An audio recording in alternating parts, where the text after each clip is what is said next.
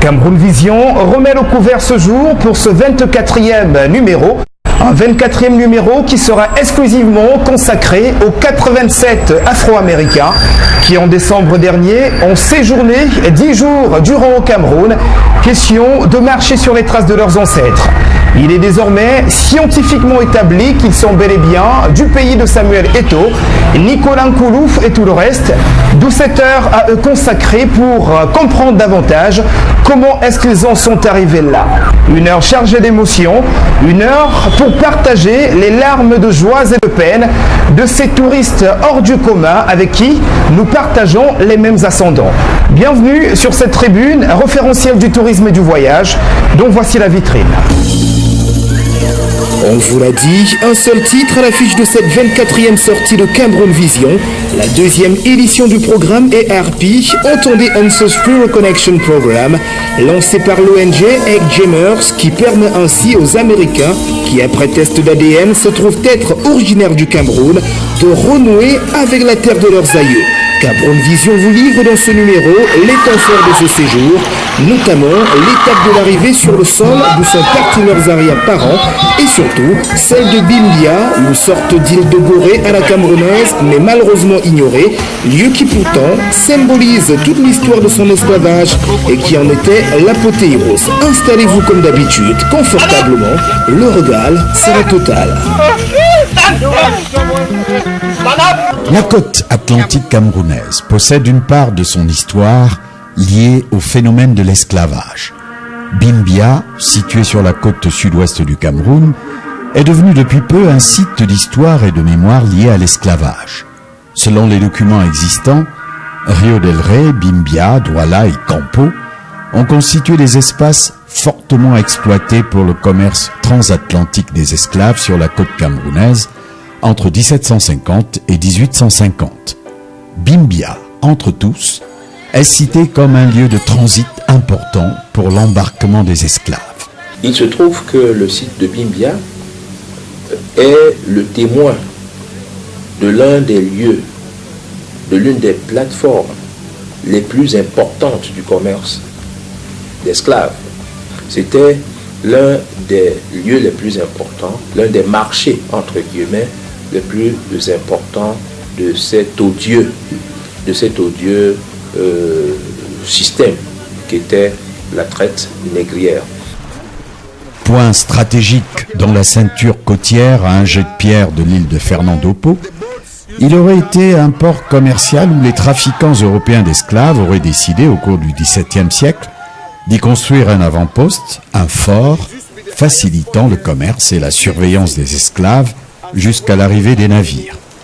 La cité de Bimbia fut le second centre le plus actif sur la côte camerounaise après l'estuaire du Vouri. Située à l'est de la ville actuelle de Limbe, elle connut une intense activité d'exportation des esclaves, particulièrement entre 1760 et 1841. Sa valeur historique a conduit à son classement en 2013 sur la liste du patrimoine national de l'État camerounais. Alors il faut déjà dire que les objectifs sont de trois ordres. D'abord un objectif national, ou sa classification au rang d'élément du patrimoine national. Ensuite, la valorisation du site pour lui accorder une plus-value touristique et culturelle. Donc il y a cette valorisation qui doit conduire à quoi? À une reconnaissance internationale, j'allais dire une reconnaissance mondiale du site, et c'est notre souhait, son classement sur la liste du patrimoine mondial. La renommée historique de Bimbia a traversé les frontières et voit de plus en plus de touristes étrangers et camerounais sur son site, et de plus en plus encore de pèlerins afro-américains à la recherche de leurs origines africaines. On sait que des célébrités comme Quincy Jones, Spike Lee, Eddie Murphy, Oprah Winfrey, pour ne citer que ces personnalités-là, revendiquent leurs origines camerounaises sur la base de tests ADN. L'ambassade des États-Unis au Cameroun a entrepris en 2013, avec la route des chefferies et le gouvernement camerounais, un projet de documentation et de valorisation du site de Bimbia. Ce travail exploratoire a permis d'effectuer la synthèse des recherches historiques et archéologiques existantes sur le site, de proposer un parcours scénographique qui devra contribuer à la structuration du discours scientifique, une meilleure signalétique du site et sa valorisation. L'aspect scénographique comporte des aménagements qui intègrent des espaces d'accueil, un bâtiment semi-ouvert d'exposition, une signalétique du site et des réaménagements des anciens ponts. Toute cette projection respecte la nature du site à travers une exploitation intelligente des matériaux locaux. Il est important que nous puissions être ancrés dans nos terroirs et dans nos territoires. Et si le ministère des Arts et de la Culture est intéressé par cette exposition, c'est justement parce qu'il y a un lien entre la mémoire, l'histoire et le terroir.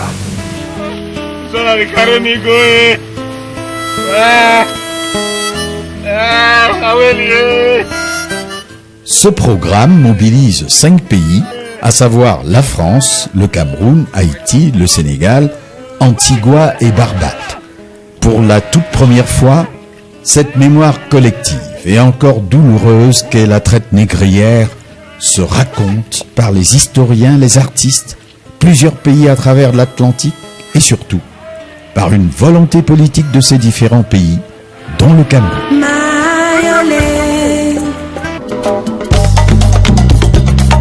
Ravi de vous retrouver une fois encore, mesdames et messieurs, et bienvenue sur le Cameroun à domicile. Des Noirs américains étaient en fin d'année dernière en séjour au Cameroun. Question de marcher 10 jours durant sur les traces de leurs ancêtres. Ils sont plusieurs Américains qui de plus en plus, après test approfondi d'ADN, se reconnaissent être originaires du Cameroun, bien que de nationalité américaine. Ce voyage était le deuxième du genre organisé par une ONG, occasion pour ses frères et sœurs qui jusqu'ici étaient en manque de repères, de renouer avec leurs racines camerounaises. Suivons ensemble ce reportage qui revient sur leur arrivée du côté de l'aéroport de Yaoundé-Nsimalen.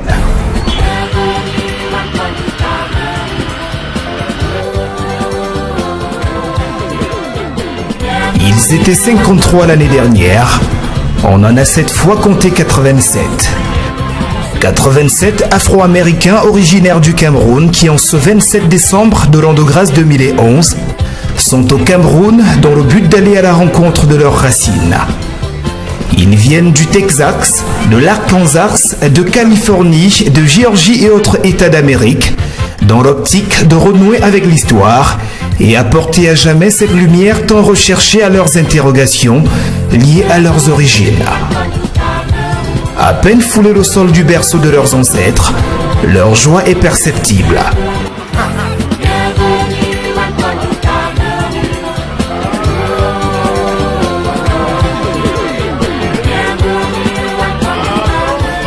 En tête de file, un certain Vincent Hughes, sénateur de l'État de Pennsylvanie et chef de délégation, venu accompagner sa chère et tendre épouse nouvellement déclarée camerounaise. Il s'agit de Cheryl Lee Ralph, célèbre icône du cinéma américain, mais aussi chanteuse de charme. C'est grâce à l'initiative de Egg Jamers, ONG créée par un groupe de Camerounais vivant à Washington DC, et dont l'objectif est de promouvoir les échanges interculturels entre peuples, que cette cuvée de nouveaux Caméricains, comme ils souhaitent se faire appeler, a pu faire de ce rêve une réalité. La première escale après atterrissage est forcément celle du salon VIP, où les premiers contacts vont se nouer avec les autorités administratives et autres journalistes, venus nombreux pour la circonstance. A family reunion, a long-awaited family reunion. I'm very happy to be here, very happy to be back home. I know my ancestors are just my ancestors, as I said, are just having a party. They're saying she finally listened. She finally listened. So I'm just happy to be here. Have you already know from which part of Cameroon? I am Tika.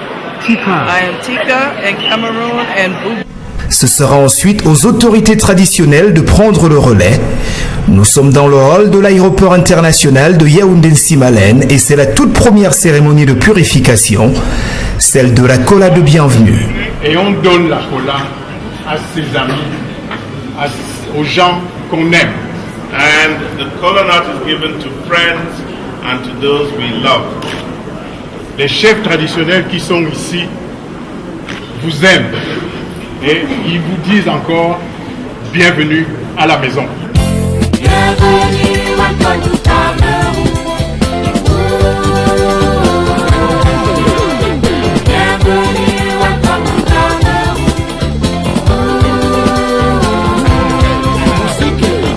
Your name, please. My name is Connie Davis, and I'm from Washington, D.C. And my mother is Dr. Taylor. She's from Atlanta, Georgia, and she's lived in D.C. for many years. I'm so glad to be home. Never expected I'd ever be here. Never in a million years, but I'm so glad to be here, and I'm looking forward to everything that's going to come. Wow, it's just wonderful. Yeah, everybody's so nice. Well, we've traced our DNA back to Cameroon to the Tikar and the Bimleke, and I guess Iwantu. And that's both on my maternal and paternal grandparents' side. My mother is Dr. Maggie Taylor, and she has written a book already, and she's continuing to write a book about our family. So she wants to complete the book with Africa, with Cameroon. So we're so glad to be here. Oh my gosh. Thank you. This is wonderful. Nika and I were part of the last year's trip, so to come back twice is phenomenal. The trip has grown so much, and we're so glad to see our friends back home. Oh, yes. Hausa and Massa tribes in the northern area, so we'll be visiting this trip. Bamileke. Bamileke, yeah. Oh, good. It's good to meet you. Good, yeah. Welcome home. Thank you. It's great to be back. We had an awesome time the last time. Everyone was staying on the bus. We don't feel like we're visiting.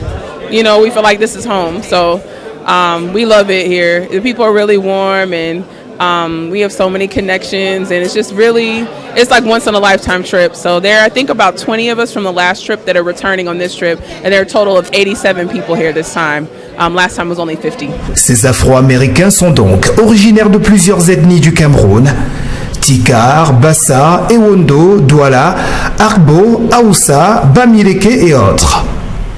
Il ne restait plus qu'à leur redire Welcome Home et surtout Good Night, en attendant de les retrouver le lendemain pour la suite du programme. Bienvenue au plus long festival du monde, bienvenue au Nyang Nyang. Sous le haut patronage du ministère des Arts et de la Culture, le Festival des Arts et de la Culture du peuple Bafoussam rapplique pour sa 455e édition du 13 novembre 2016 au 26 février 2017 sous le thème « Appropriation du Festival Nyang Nyang par le peuple Foussa pour son émergence ». 13 semaines de festivités ponctuées par des rituels d'initiation de jeunes, mais surtout par 13 grandes danses patrimoniales sur une fréquence d'une par semaine sous la houlette de Sa Majesté Njitar Ngompe Peri, roi des Bafoussam. La 14e et dernière semaine, celle allant du 10 au 26 février, baptisée Semaine du Djengouan, constitue l'apothéose du Festival Nyang Nyang, foire exposition, élection Miss Nyang Nyang, spectacle, découvertes touristiques et bien d'autres. Mécènes, sponsors et annonceurs, voilà une occasion unique de booster votre visibilité. Festival Nyang Nyang, notre culture, ce qu'on a de plus cher. Une suite de programmes très riches et variés qui les aura menés tour à tour dans quelques localités périphériques de Yaoundé, la cité capitale du Cameroun.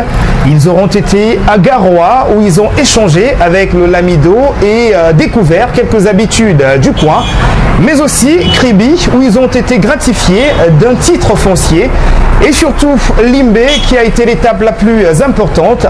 Vous en saurez davantage tout à l'heure parce que nous avons consacré la deuxième partie de l'émission à cette étape de Bimbia qui est une sorte d'île de Gorée à la camerounaise.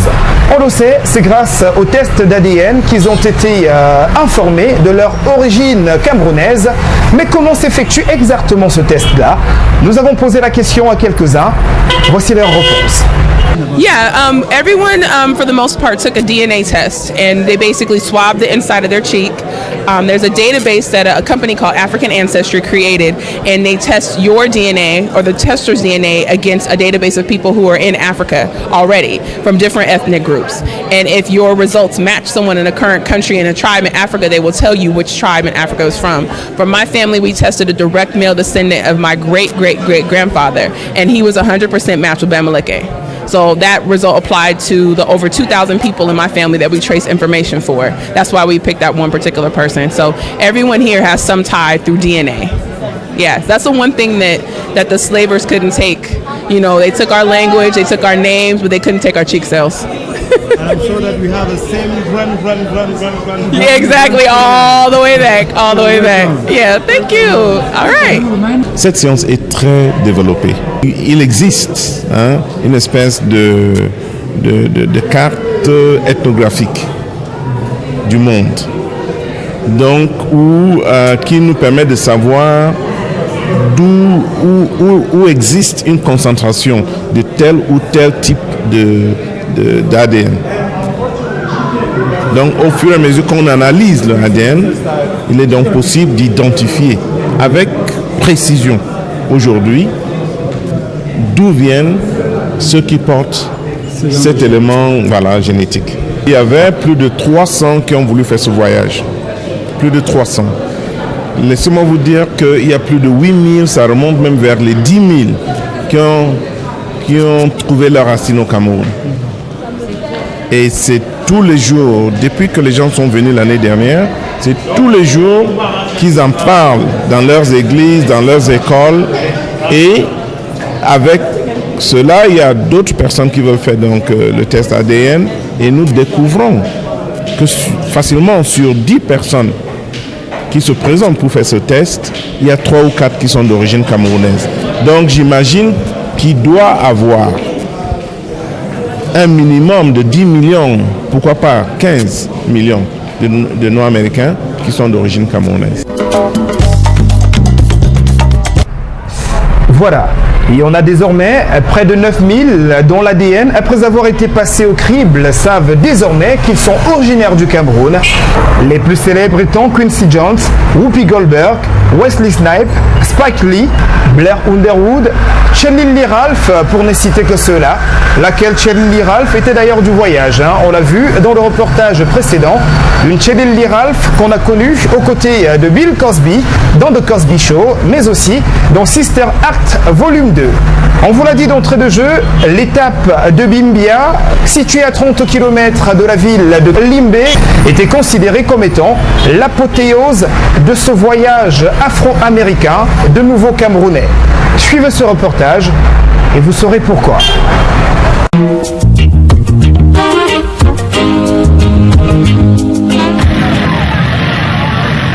Limbe, il est 10h ce matin du 3 janvier 2012. Nous sommes à l'hôtel Semi Beach. La nuit a été plutôt longue pour nous, ainsi que pour nos Caméricains à cause de l'étape de la veille, à savoir celle de Kribi, qui aura duré plus que prévu.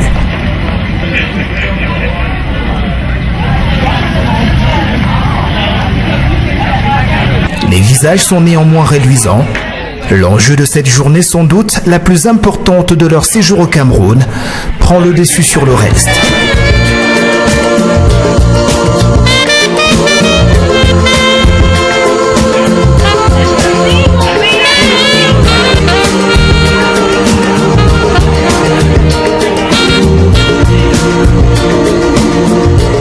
À l'entrée du hall de l'hôtel Semi Beach, ça dispute autour du sujet en attendant le départ du cortège qui, dans quelques instants seulement, mettra le cap sur Bimbia, d'où sont incontournablement partis les ascendants de tous ces nouveaux Camerounais. Leur impatience est perceptible. Ils ont hâte d'en finir une fois pour toutes avec cette histoire, celle de leurs origines dont Bimbia constitue le socle. À l'heure du départ, tous avocats et direction l'ancien port d'embarquement des esclaves du Cameroun, endroit certes oublié des livres d'histoire sur l'esclavage, mais qui ce jour sera un véritable lieu de pèlerinage.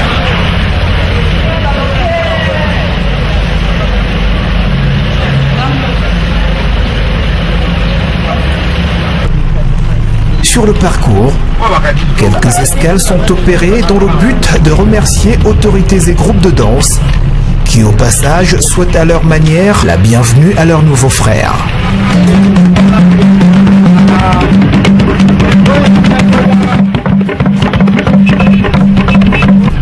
Après un trekking sur le versant caillouteux d'une des nombreuses montagnes que compte la région, nous arrivons au village Bimbia.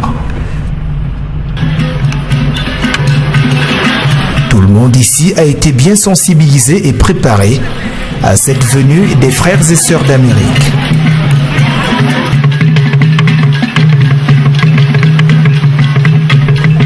Quelques groupes de danse du village sont en prestation pour leur dire « Welcome home ».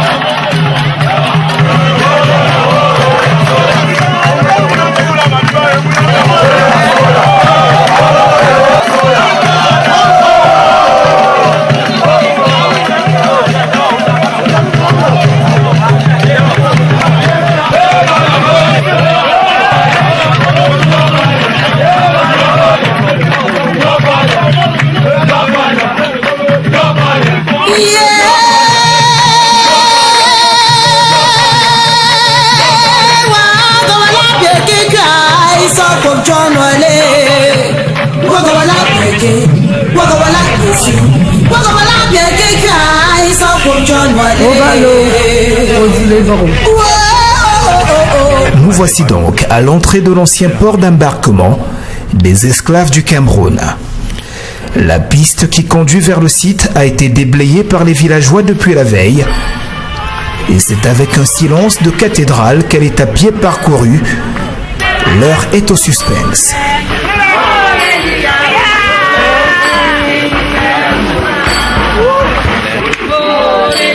Une fois sur le site, l'accueil est chaleureusement orchestré par les villageois encore. Chants et cantiques rivalisent d'adresse avec la fanfare du maire Djalakwan, présent en personne. Les camères ricains sont reçus par les autorités religieuses, traditionnelles et administratives avant leur mise en place.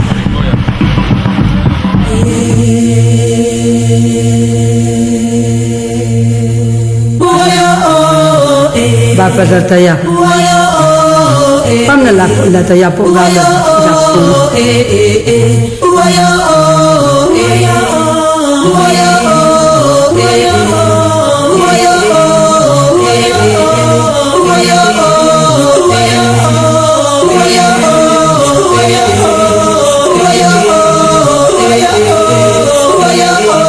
Certains ne s'assieront pas de suite.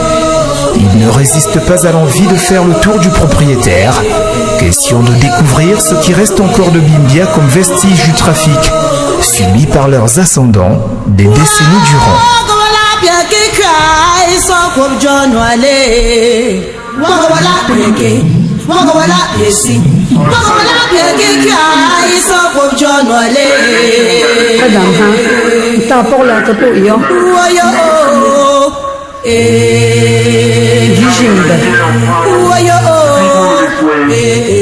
Taken from motherland of Africa, Cameroon, taken in chains, separated from mothers, fathers, daughters, children.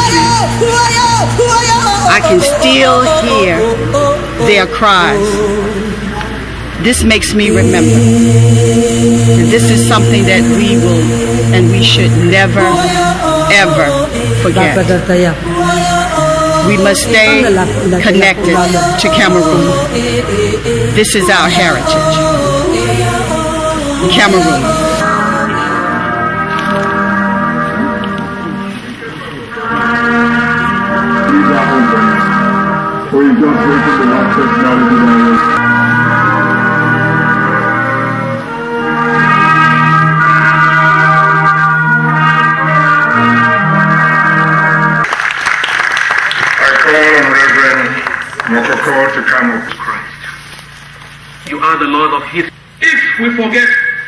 Les allocutions se succéderont ensuite.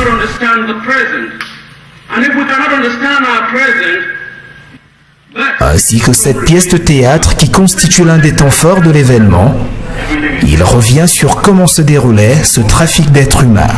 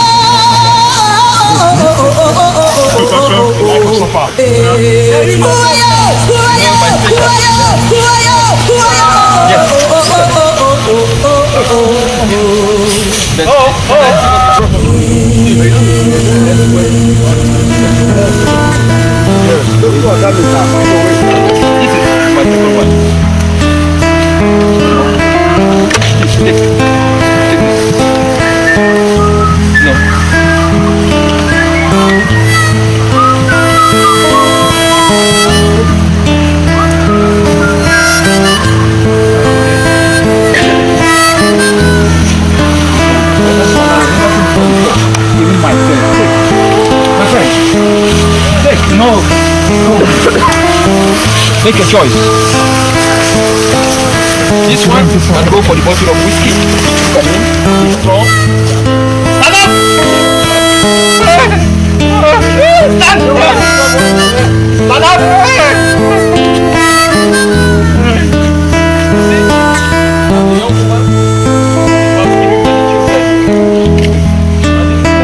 Sit down!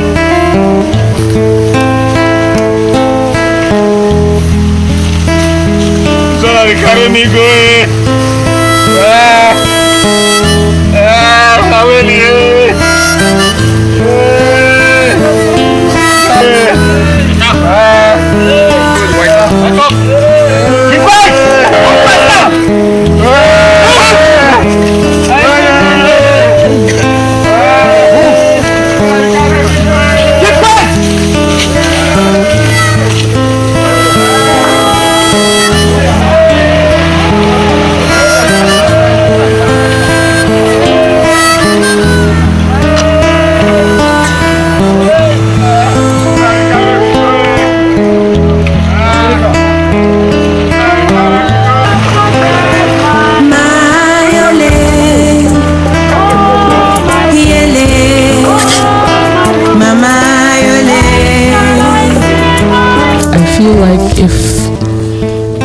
could happen in all of the places where the slave trade took place and wound up at the Atlantic with people leaving, that we would never be broken apart again.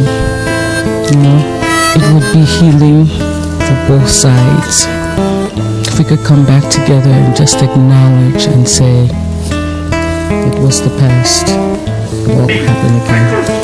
You know that your direct ancestors went through something like this, and I've visited slave castles in Ghana before, more than a few times, and even before, when you come to, it's always very emotional. I just can't even. I don't want to be crying, especially everyone. But it's just one of those things. It's just very emotional. That's all.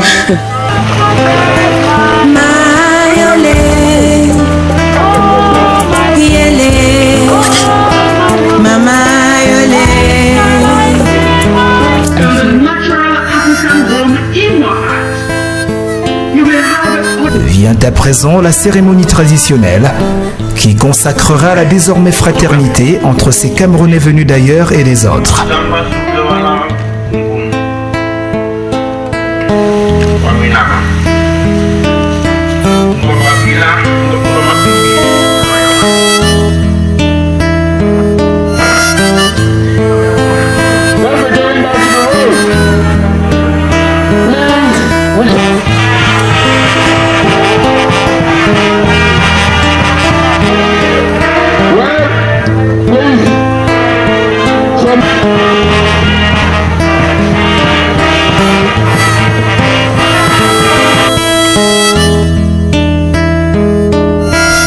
La suite se fera en bordure de mer. C'est l'étape de purification.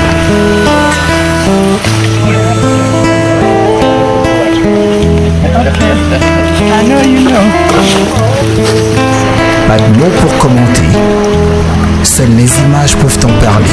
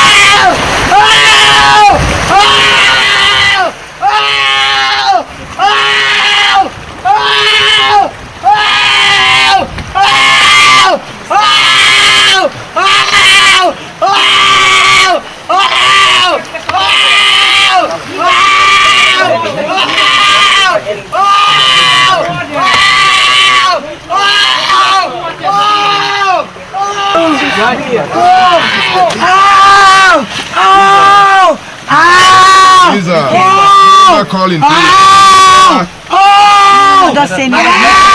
Let it run it out. No, she let her do it. Let her do it. No, I have.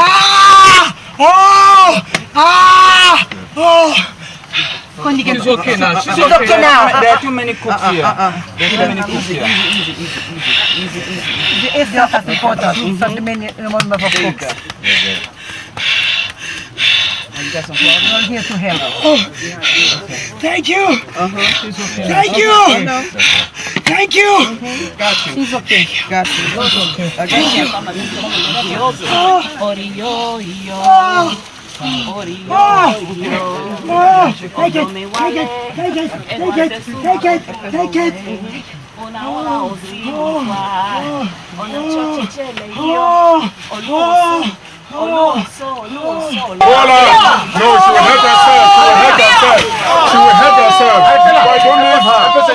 She will hurt herself. Elle s'est fait mal. She can't go toward the water. No, but she's needs to run the course. But she's going to take it right back with her. Take her here. Okay. Now take her back. Heureusement qu'au final, rien de grave ne sera arrivé à Lisa Aubrey, professeure d'université dans l'état d'Arizona qui, après cette transe, reviendra en elle, certainement par la grâce de ses ancêtres, déportés à cet endroit. This is very... Donne-moi ta main.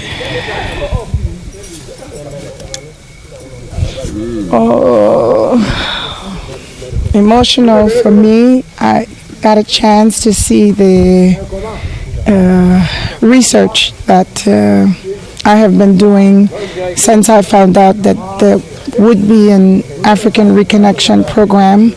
It's something that has consumed me. I've worked day and night to really locate where the human tragedy in Cameroon happened. When I came to Arc Jammers and I said, what about this place? I'm reading about this place, Bimbia. And I said, oh, but we don't know Bimbia. I said, but Bimbia is so significant to us as a whole. Today, I feel proud that my undergraduate students and I, who have worked on this and continue to work on this, are able to give all of us a gift. I'm crying not only because of a painful past, but because we are together again. Il faut que la mémoire qui a été réprimée, refoulée, ou la mémoire qui a été écrasée, il faut que cette mémoire revive. C'est la seule condition pour que nous puissions faire de grands bonds en avant. Parce que ceux qui sont aux États-Unis, ceux qui sont au Canada, ceux qui sont aux Antilles et nous sommes une personne. Et nous pouvons faire des bonds extraordinaires. Même si les autres ont peur, mais nous sommes l'origine de l'humanité et nous disons, nous voulons donner la paix et l'amour au monde. Et que le monde peut marcher sans toutes ces guerres. Nous n'avons pas besoin de toutes ces guerres-là. Je ne sais pas quel mot utiliser pour dire merci à mes frères et sœurs qui viennent des États-Unis, du Canada, des Antilles, etc. À l'issue de ces cérémonies, le sentiment d'appartenance au berceau de nos ancêtres est désormais bien établi pour nos frères qu'américains.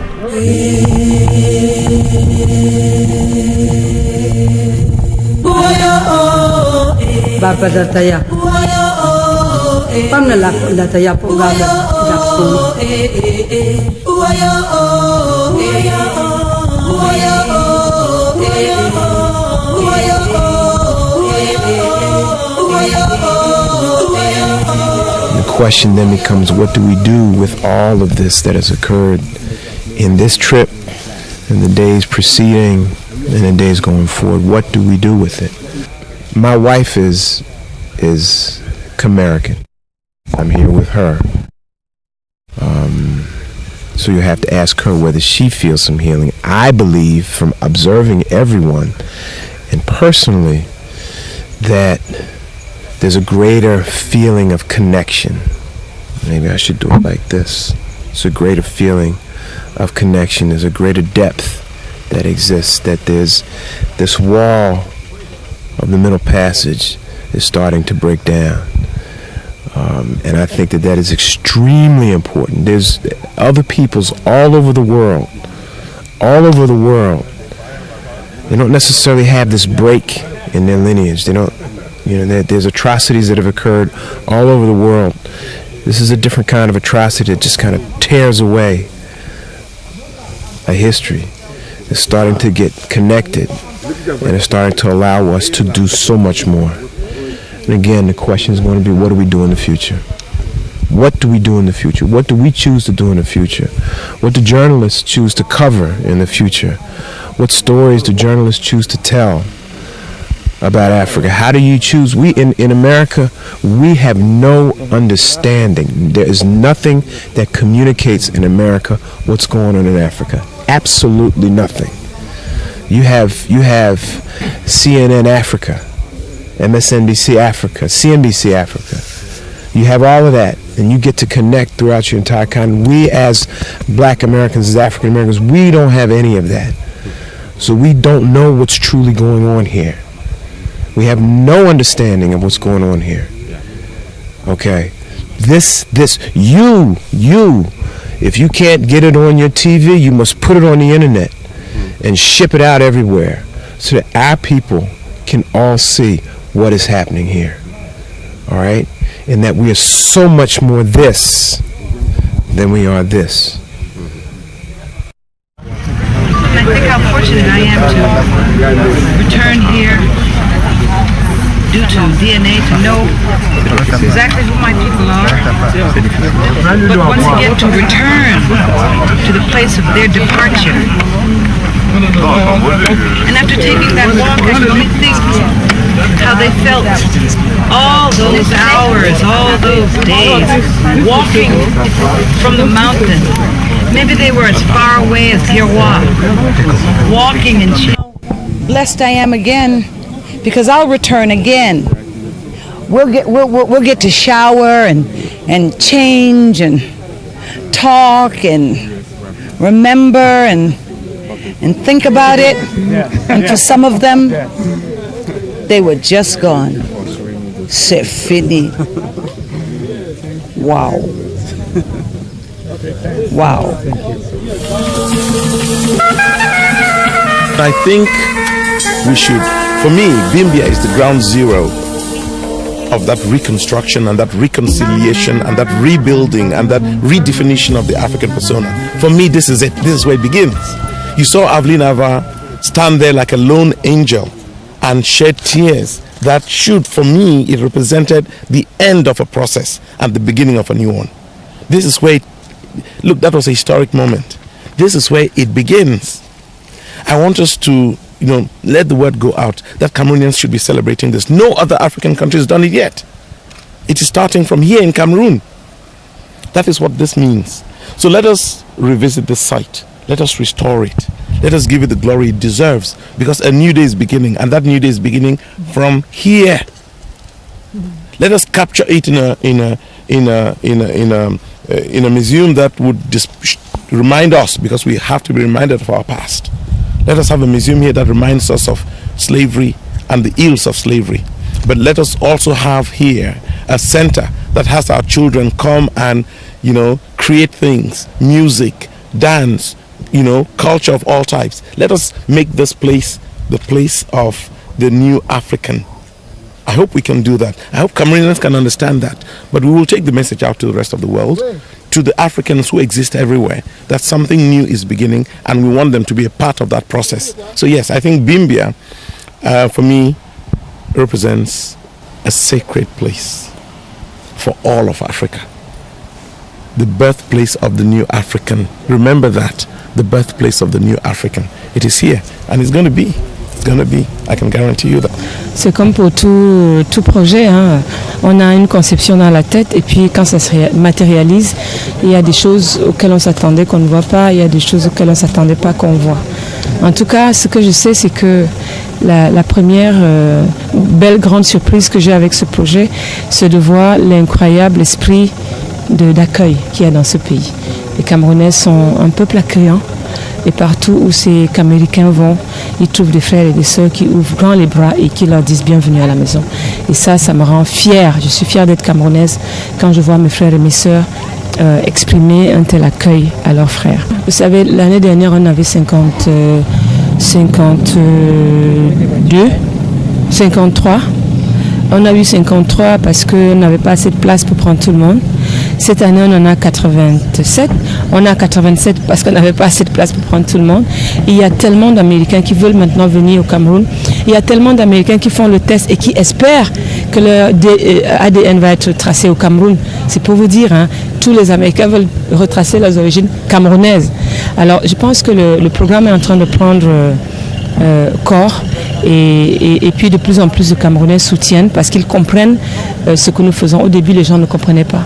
Et c'est vrai que Agjamas n'étant pas basé ici, n'étant pas une ONG camerounaise, les gens ne nous connaissaient pas, les gens ne savaient pas ce qu'on faisait. Là, les gens commencent à comprendre et c'est important.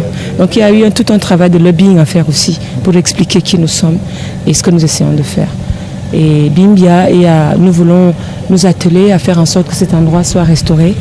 Parce qu'il faut restaurer cet endroit, il faut qu'il soit classé au patrimoine de l'humanité, de l'UNESCO, parce qu'il le mérite, n'est-ce pas? C'est notre île de Gorée, peut-être plus que l'île de Gorée, j'en sais rien.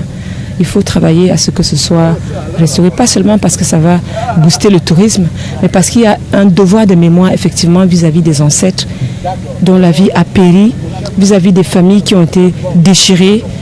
À cet endroit-là, il y a un grand devoir de mémoire pour nous autres qui sommes encore vivants. Il y a eu 400 ans d'esclavage, peut-être qu'il faudra 400 ans de reconnexion pour recoller les morceaux et remettre ensemble les tout parties d'une famille qui a été historiquement, un peuple qui a été historiquement brisé.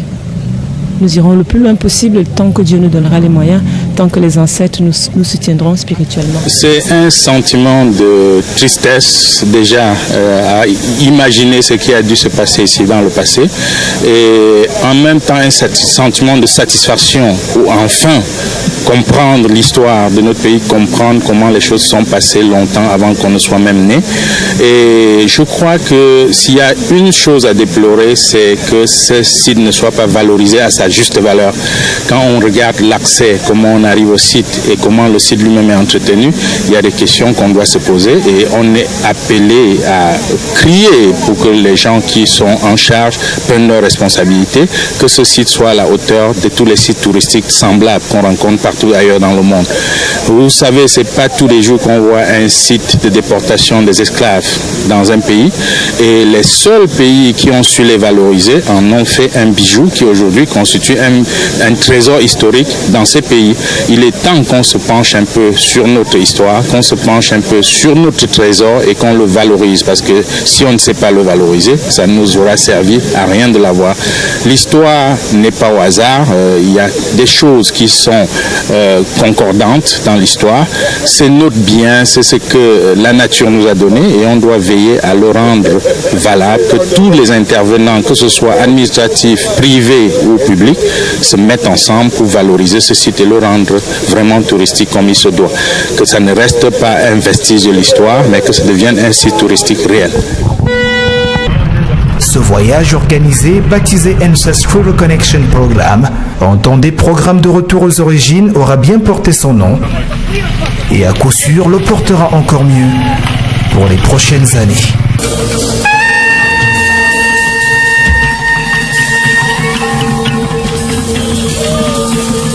C'est exactement ici qu'étaient attachés les esclaves collectés un petit peu partout de par le Cameroun pour leur embarcation vers l'Atlantique à travers le lieu d'où nous sortons sur l'instant. Alors, on a constaté, pour ceux des Américains qui ont été établis comme étant originaires du Cameroun, ce fut quelque chose d'assez émotionnel pour eux. On a vu d'autres se mettre à genoux, et d'autres cogner leur tête pratiquement contre les 10 poteaux. On a parlé de Quincy Jones qui devait être du voyage.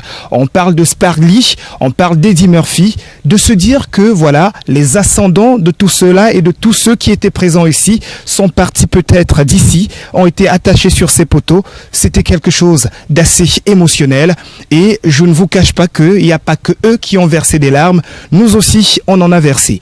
On se fera le devoir de revenir ici à Bimbia pour remonter un petit peu l'histoire de ce site qui sans doute est un tournant de l'histoire justement de l'esclavage au Cameroun et pourquoi pas en Afrique. Bienvenue au plus long festival du monde, bienvenue au Niang Niang.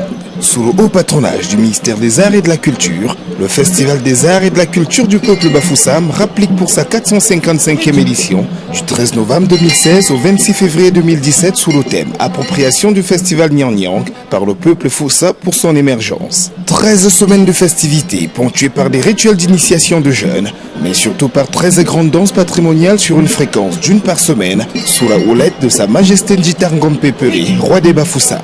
La 14e et dernière semaine, celle allant du 10 au 26 février, baptisée Semaine du Djengouan, constitue l'apothéose du Festival Niang Niang, foire exposition, élection Miss Niang Niang, spectacle, découvertes touristiques et bien d'autres.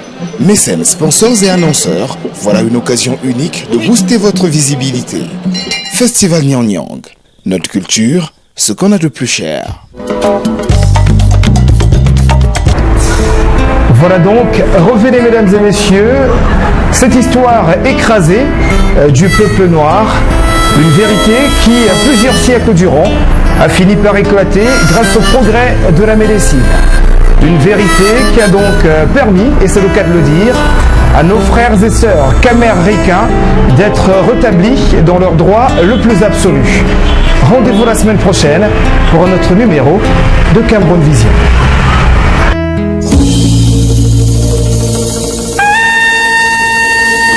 La ville de Doukoula vient de vivre pendant 3 jours un événement inédit, le Festival international des arts et de la culture des peuples Tupuri, Kera et Wina du Tchad et du Cameroun.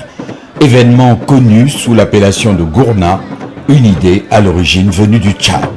Alors nous avons dit, mais il faut quand même penser, même si c'est encore à un état embryonnaire, est-ce qu'on ne peut pas penser à créer quelque chose qui peut un jour servir au développement socio-économique de notre zone.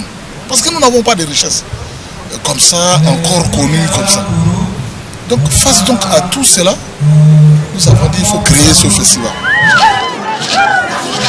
Au-delà de la forte participation des festivaliers venus des 2 pays voisins, cette édition 2016, 5e du genre, aura battu tous les records de mobilisation. Danseurs et artistes issus des 15 cantons, mais aussi autorités de marque, au nombre desquels des ministres camerounais, le gouverneur de la région de l'extrême nord et des hauts responsables tchadiens. Une occasion idoine pour le roi de Doukoula d'encourager ses peuples à la scolarisation. L'école est notre seule voie de salut. C'est l'école. Il va transformer notre qualité, notre environnement, socio-économique et culturel. Nous devons par conséquent envoyer tous nos enfants, tous ceux confondus, à l'école. Visite du village du festival, danse du terroir, jeux de société, combats de lutte traditionnels et exposition d'œuvres d'art en auront été les ingrédients, avec pour but principal la promotion du patrimoine matériel et immatériel des 3 peuples. C'est un esprit unitaire et de rassemblement qui guide et anime vos communautés. Un esprit porteur d'inspiration afin de faire du festival Gourna un grand festival d'où rayonne le génie culturel et artistique de votre communauté. Les communautés Tupuri, Kera et Wina auront donc 3 jours durant fait montre à Doukoula de leur volonté de valoriser leurs rites, us et coutumes à travers le thème « Le Gourna, 3 peuples, 2 pays, une culture ». Rendez-vous est pris pour 2017 à Fianga en République du Tchad.